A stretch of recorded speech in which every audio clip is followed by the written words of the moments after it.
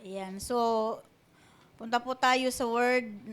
Sabi po dito sa Matthew 5:6, kung mayroon po kayong Biblia ay kayo po ay makipag-isa po sa ating pong pagbabasa. Sabi po sa Tagalog na lang po, poimen po yung ginamit ko dito. Sabi po dito, pinagpala ang mga may matinding hangarin na sumunod sa kalooban ng Diyos sapagkat sila'y bibigyang kasiyahan ng Diyos.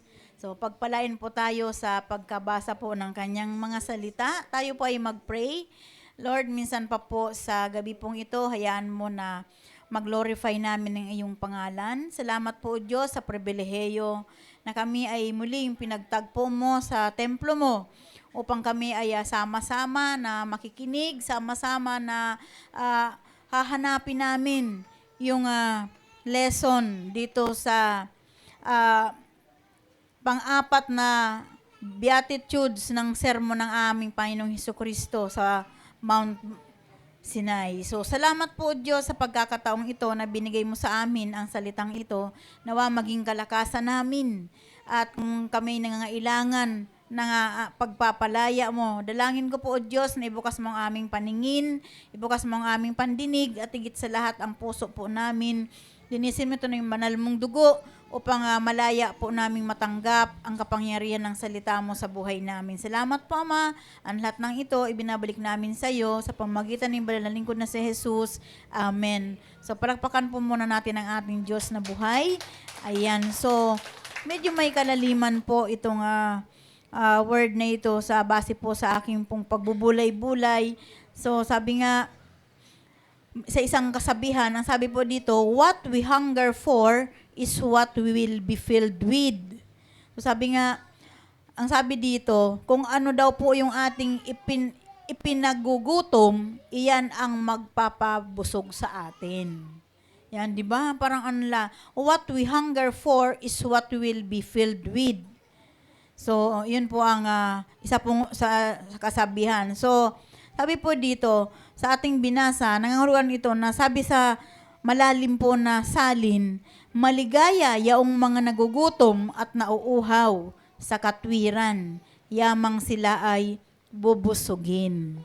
Yan. So, ang talata po na ito po yung pang-apat doon po sa sermon po ng ating Panginoong Hesus sa bundok, na kung saan abang siya'y nagagalak ay patuloy siya na nagpapaalala sa kanyang mga alagad. So ito ay nagpapakita na sabi nga doon sa lahat na mayroong mga malalim na pagnanasa na maranasan ang kalooban ng Diyos at makalakad sa kanyang katwiran ay makakasumpong sa bandang huli ng kapunuan ng kanilang espiritual na buhay. Yan. So, ito po ang pinapakita po ng talatang ito. So, ganun din po, sabi nga ni Jesus Christ, sinasuggest niya rin dito na, sabi ni Jesus, loving others is a basic human need, like eating food or drinking water. Yan. So, sabi ng Panginoong Hesukristo habang siya nangangaral sa kanyang mga alagad noon, ang pagmamahal daw po sa kapwa ay isa ito na kumbaga, isa ito sa pangangailangan ng tao, katulad din ng pagkain ng mga pagkain at pag-inom ng tubig. So, ibig sabihin, as in talaga, mahalaga po talaga ang pag-ibig sa kapwa, sa ating kapwa. Sabi nga kasi, kung wala tayong pag-ibig sa ating kapwa, bakit pa natin gagawin yung humahayo tayo sa initan? So, kaya sabi ni Jesus, sinasuggest niya na dapat maging katulad tayo sa, sabi dito, yung bilang isang tao na kung paano nangangailangan ng pagkain literal at pag-inom ng tubig na literal. Sabi ni Jesus Christ, ang pagmamahal sa kapwa ay isa ding katulad ng karamihan na kailangan o pangangailangan ng isang tao. Parang hinahalin tulad sa yung primary needs natin, yung shelter natin, yung pagkain at pag-inom ng tubig. So, ganun niya hinahalin tulad yung pagmamahal sa ating kapwa. So, what does it mean to hunger and thirst for righteousness? So, ang ibig po sabihin, or daw po yung ibig sabihin ng na yung naghahangad, yung nauuhaw, yung may kauhawan, yung nagugutom ka sa katwiran. This means that people who deeply desire to live righteously and do what is morally right according to God's will be completely satisfied by God. So, ibig po sabihin na lahat ng tao na mayroong malalim na pagnanasa na makapamuhay ng mayroong kabanalan at sa katwiran ay kailangan niyang gawin na lumakad ng tama na naka-align sa kalooban ng Diyos na kumpleto upang sa ganun magkaroon siya ng kasiyahan sa pamamagitan ng kalooban ng Diyos. Yun yung makapagbibigay sa kanya ng satisfaction. Amen. Yung kapag malalim yung desire natin. Yan, kaya nga, minsan po, napapansin niyo po, si tatay, minsan hindi po yan galit. Kapag po siya nagpapaalala, bunga po yan ng kanyang compassion sa kaluluwa po ng ating mga mahal sa buhay. Kasi minsan po, kapag naririnig ko din siya na parang hot siya sa mga sinasabi niya, parang akala mo galit siya, bunga yun ng kanyang compassion sa kaluluwa. So, dapat, sabi ni Jesus Christ, dapat ganun tayo. Magkaroon tayo ng passion sa ating kapwa, yung ating pagmamahal sa ating kapwa. Amen po. So, yan po yung pinapahiwatig po ng ating Panginoon sa Matthew 5:6. Sabi nga sa Tagalog, sabi dito, yung malalim na kahulugan ng Matthew 5:6, ang sabi dito, ang ating matinding pananabik o hinahangad ay siyang huhubog sa ating pagkatao at magbibigay ng kasiyahan sa ating puso. So ito po yung spiritual hunger na yung pananabik natin, yung dahil nga po sa ating pag-ibig sa ating kapwa, na nananaig sa atin yung hungerness ng spiritual aspect na kailangan nating mapunuan. Sabi nga, at yun naman yung huhubog sa ating pagkatao na magbibigay kasiyahan sa ating puso. Subukan nyo po na mayroon kayong desire na ganito.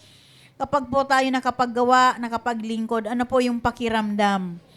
'Di ba? Masarap, nakakasya ng puso. So ganun po yung matinding pananabik o hinahangad, yung spiritual hunger. So dapat, sabi nga, kung paano tayo na nagugutom din tayo sa literal, pero mas higit natin na bigyan ng pansin yung spiritual hunger, magkaroon tayo ng pagka-hunger doon sa mga kaluluwa na ating mga pupuntahan, o hindi man yung mapuntahan, kundi yung mga mahal natin sa buhay. Kasi alam niyo po, nandun na tayo eh. Kumbaga, hinuhubog na lang tayo ng Panginoon sa paglakad sa katwiran. So, paano naman po yung ating mga mahal sa buhay? So, mapaalad po kayo na buong pamilya nyo ay na kay Lord na naglilingkod, na kay Lord na nagpupuri. Yung iba po natin na mga kapatiran ay hindi pa. So, anong mangyayari kapag nawala sa ang isang miyembro ng pamilya na isang mananampalataya, nawala ito sa pamilya niya na hindi mananampalataya, ano ang mangyayari? Di ba po? Iba po yung pakiramdam. Kaya dapat po natin sabi ng tatay, habulin natin yung mga oras natin ngayon habang kaya pa natin. Amen. So, sabi nga, kapag naman napunuan yung ating spiritual na hungerness, ay makakaramdam naman tayo ng kagalakan sa puso. So, nakita ko nga kay tatay nung linggo, di ba, after nung sila ay galing dun sa visitation, pagdating dito, nahiga, maya-maya, naghilik. Ay, salamat, nakatulog. Kasi nga po, hindi nga po siya natutulog. Lagi ko po siyang pinapagalitan. Inaaway ko na nga po. Kasi nga, hindi nga siya natutulog. Kasi sa dami ang dami niyang pinapanalangin, yung inyong mga mahal sa buhay. Alam niyo po, isang araw, kapag yung inyong mga asawa, ayan, nakasama niyo na, huwag niyo pong sabihin na wala pong bahagi si tatay sa pananalangin. As talaga, hindi niya talaga tinutulugan yan. Kahit po yung mga pamilya po natin, ay talagang yun po yung kanyang desire. So makikita nyo, oras ng gabi, 1:00 siguro ng madaling araw. Kaya kung may nadaan dyan, naandar yung electric pan. Dyan kasi yung ni tatay yung lugar niya pag madaling araw. nagre-rebuke siya lagi. Maingay siya. Nagre-rebuke. So, pag Sabado naman na gabi, sanay naman na si Jel at saka si Beb. Kasi si Beb at Jel, dyan natutulog dyan sa lugar nyo. Pag Sabado. Tapos si tatay nandun sa kabila, panay ang rebuking. So, wala nang tulog. So ako naman, nag-aalala kasi ako sa kanyang kalusugan. Kasi mabuti kung wala po siyang mga maintenance, wala pong tinitingnan, inaalagaan sa kanyang physical. Kaya yun po yung ano niya, yung desire niya, yung spiritual hungerness niya na dapat na maibigay yung hinahangad niya, yung desire niya, malalim na paghangad. Sabi nga, yung malalim na, kapag mayroon tayong malalim na paghangad sa kapwa natin, ito din yung huhubog sa ating pagkatao at magbibigay ng kasiyahan sa ating puso. Yan. Kapag hindi ka nakadama ng passion sa kapwa mo, ibig sabihin, nangailangan ka ng revival sa puso mo. Yan. So alam niyo po, talaga po na isa po talaga number 1 na susi yung magpagiging prayerful. Kasi kung bakit po gano'n na lang yung passion ni tatay sa mga kaluluwa, sa mga asawa nyo na wala pa kay Kristo. Kasi nga po, bunga po yan ng kanyang walang patid na pananalangin. So halos wala na siyang maitutulog. Matulog man siya, umaga na. Kaya minsan, di ba yung pagpunta ni Brother Edgardo dito ng 5 o'clock, parang yun pa lang yung kanyang paghiga. Yan. Sabi nga ng mga anak namin, Daddy, bawal mag-jogging ang puyat. Pero sinasansalan niya kami niyan. Kasi pinagpipray niyan yung kanyang kalusugan na maging matatag siya. So, di ba, reminder lang naman yun, gentle reminder mula sa pamilya. Kasi kapag hindi mo naman yun ginawa, para naman sabihin mo, nagkulang ka. Di ba? At least, hindi nagkulang. May mga paalala, may narinig na tinig. Ngayon, nasa sa kanya na lang yun. Kung paano niya i-handle yung mga tinig na kanyang napakinggan. Amen. Kaya, minsan, mga bata, hindi nila ma-i-handle yung reaksyon ng kanilang tatay kung bakit ganun. So, Daddy, nagpapaalala lang, parang hindi ko pinapakinggan. So, sa halip, ang sagot niya, pinagpipray niya yung kanyang sitwasyon na lumusog, tumatag. Kaya nga po, kumbaga, yung kanyang pang-immune system ngayon ay medyo malakas. Centrum advance. Kasi yun po yung, kapag 50 plus na po kayo, yun po yung inyong iinumin. Kapag sa buto po naman ay Caltrate Silver naman. Kapag 50 plus na po. Pero kapag po kayo nasa 40s pa, yung normal po na Caltrate, normal na Centrum. Pero pag nasa edad nyo ay papunta na kayo doon sa mga 50 plus, may mga level na po yung mga vitamins na dapat nyong iinumin. So, ngayon po ang 2 months na po si tatay sa Centrum. So, maganda po yung kanyang sitwasyon. Maganda yung kanyang pakiramdam. Kaya hindi naman po yan porket may maintenance ka bawal. Hindi po bawal yan. Si Brother Alex PD doon sa Centrum. Yan. So, yun po. Yung mga base po yan sa mga karanasan kung bakit po tayo nakakapag-advise po sa inyo ng mga ganon. Kasi mahaba po yung mga pinagdaanan po namin ni tatay. Kaya yun. So, hindi po ganun kamahalan yung Centrum. Pwede po nyo po yun na ang bili ko lang po sa Mercury ay nasa 14 pesos ang isa. Ako naman bumibili kay tatay 10 araw lang. Kaya yun po, tip lang po yan sa inyo para lumakas yung immune system nyo. Sabi nga dito, when our hearts longs for His presence, God never withholds.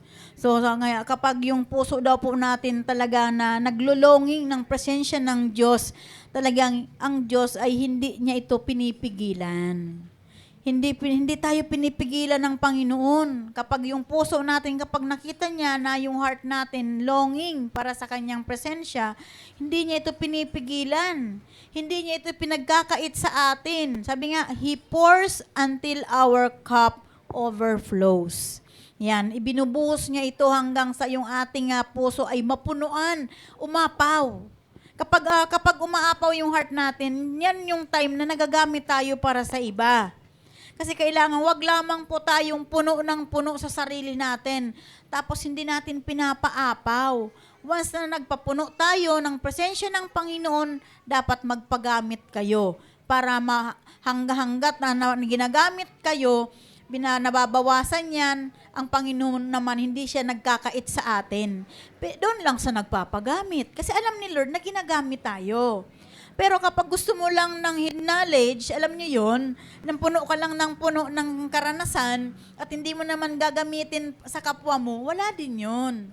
Amen po.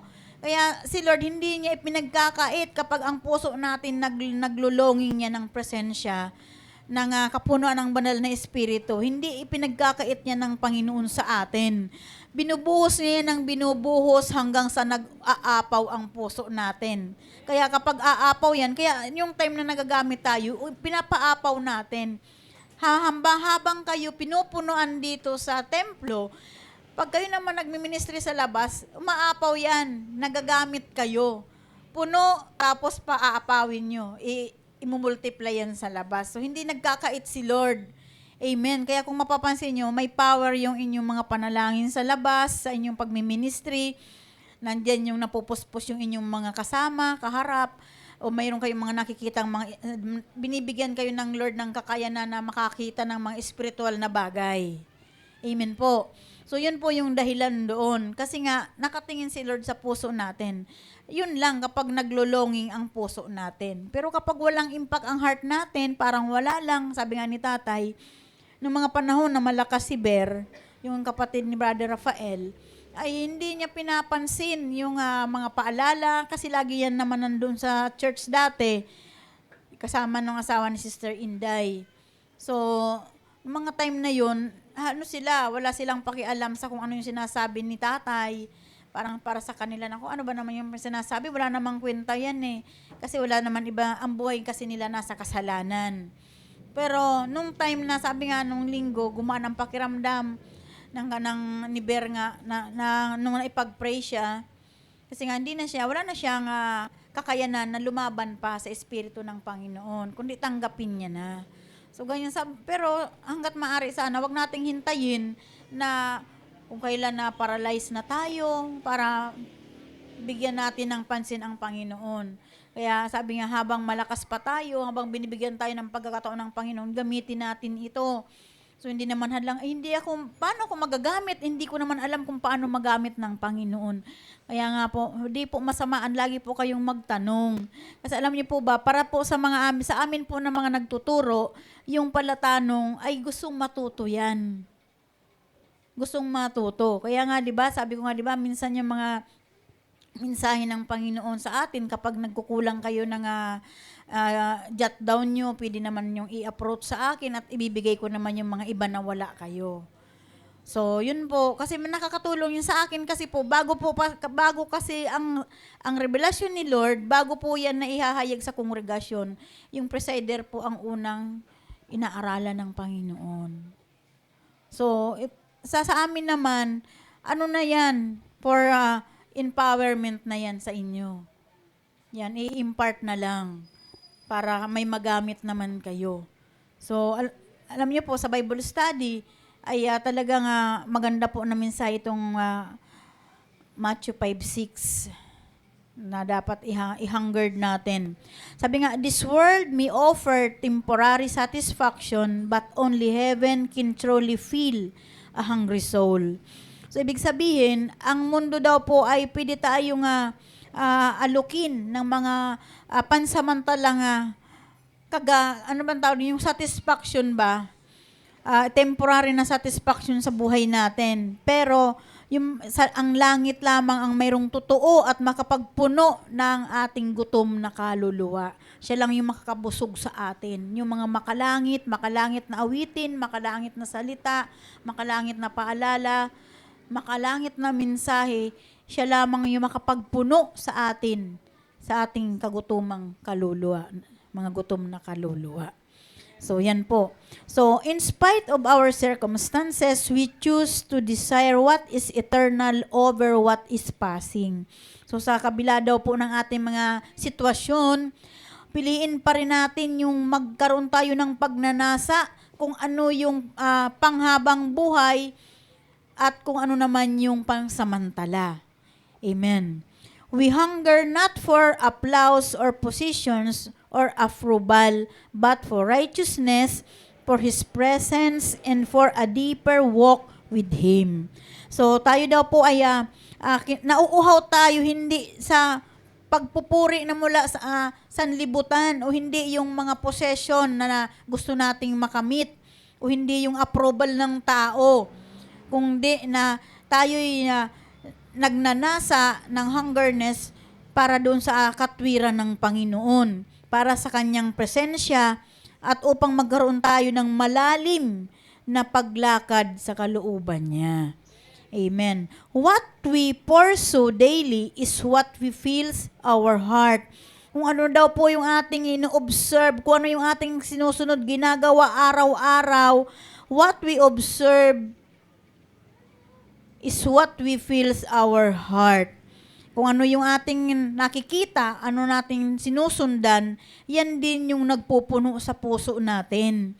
Kaya kapag tayo ay mas lamang yung ating mga spiritual na bagay na ating nasusundan, yun yung na-absorb din ng puso natin.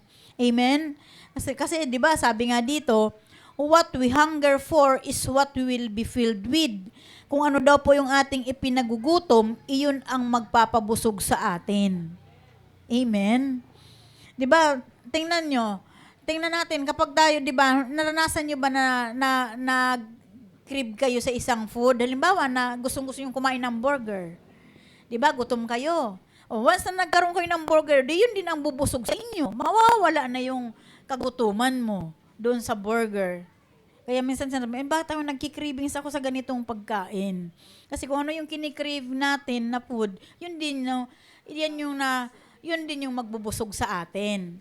So kung nagki-crave tayo sa salita ng Diyos, edi yun din yung magpupuno sa atin. 'Di ba? Nakukuha niyo po? Maliwanag po, may naintindihan po tayo. 'Di ba? So maganda po yung ating pong mensahe. Isang talata lang yan pero ang lalim po ng revelasyon yan. So, may we never settle for what this world offers when heaven is inviting us to move. So, hindi daw natin mapagbibigyan kung ano yung ino-offer sa atin ng sanlibutan. Kapag ang mga makalangit na mga gawain or activities or mga makalangit na pagpupuri o mga larangan ng paglilingkod ang mas lamang sa ating mga buhay na nakakapag-move up sa puso natin para gawin natin ito. So walang puwang yung mga makasanlibutan ng mga alok. Amen. So be filled with the Holy Spirit. So kailangan lagi lang tayong puno ng banal na espiritu. Kasi kung hindi tayo puno, ay hindi tayo makakasunod sa kalooban ng Diyos. Kaya nga, ang sabi, di ba, pinagpapala or blessed are those who hunger and thirst for righteousness, for they will be filled. So, mapalad tayo na talagang nagkakaroon tayo ng kagutuman at kauhawan sa katwiran. Bakit? Pupunuan tayo ng ating Diyos na buhay. Amen. Pinagpala po ba tayong lahat? Amen. Salamat sa Panginoon. Nawa ay mayroon po tayong natutunan at nakuha po na kalakasan. So, imbis na mag-cravings ka sa mga bagay, sa mga gawain na pansanlibutan, mag-cravings ka doon sa mga bagay na pang langit. Amen. Kung ano yung ating sabi nga kung ano yung ating kinauuhawan, kinagugutuman, yan din yung huhubog ng ating pagkatao at magbibigay kasiyahan sa ating mga puso. So kung kinauuhawan natin yung fellowship ng mga kalalakihan para sa mga kalalakihan, ito din yung maghuhubog sa kanilang pagkatao at magbibigay kasiyahan sa kanilang mga puso. Nakita niyo po kapag linggo sa kanilang pag-uumpukan diyan, 'di ba? Ang saya-saya nila. Ang saya-saya nila. Amen. So, sa atin po, sa ganang atin naman ng mga kababaihan, since po na, kumbaga, tayo po kasi yung marami po ng mga activities, di ba? May prayer tayo, o may evangelism tayo, may mga outreaches kayo, may mga hayo. So, sila nagpapasimula pa lang. Pero, pag-pray natin sila na kagutuman nila yung mga gawaing makalangit. Nang sa ganun, mahubog sila nito at magbigay ito kasiyahan sa kanilang mga puso. To God be all the glory. Lord, we thank you, Father God, for this opportunity na binigay mo po sa amin. Bagamat payak po na salita mo, malalim po ang kahulugan nito sa buhay namin. Loobin mo po na ito ay maipamuhay namin, malakaran namin, may apply namin at maging pagpapala po kami para sa iba. Tulungan mo po kami na magkaroon po kami ng pagmamahal kung paano na ang pangailangan bilang isang tao ay yung pagkain literal at inuming literal. Lord, nobin mo na kauhawan namin yung presensya mo. Kauhawan namin yung mga salita mo na binibigay mo sa amin upang mapunuan kami, Panginoon. Upang mayroon kaming magamit para sa iba. Sabi mo nga, O Diyos, kapag nakita mo yung aming mga puso na mayroong hungerness sa presensya mo, hindi mo ipagkakait sa amin na kami iyong punuin at magamit para sa iba. At ito'y iyo pang paaapawin. Salamat po, Ama. Ang lahat ng ito, ibinabalik namin ito sa iyo sa pamamagitan ni Banal na Lingkod na si Jesucristo. Amen. Palakpakan nga po natin ang ating Diyos na buhay.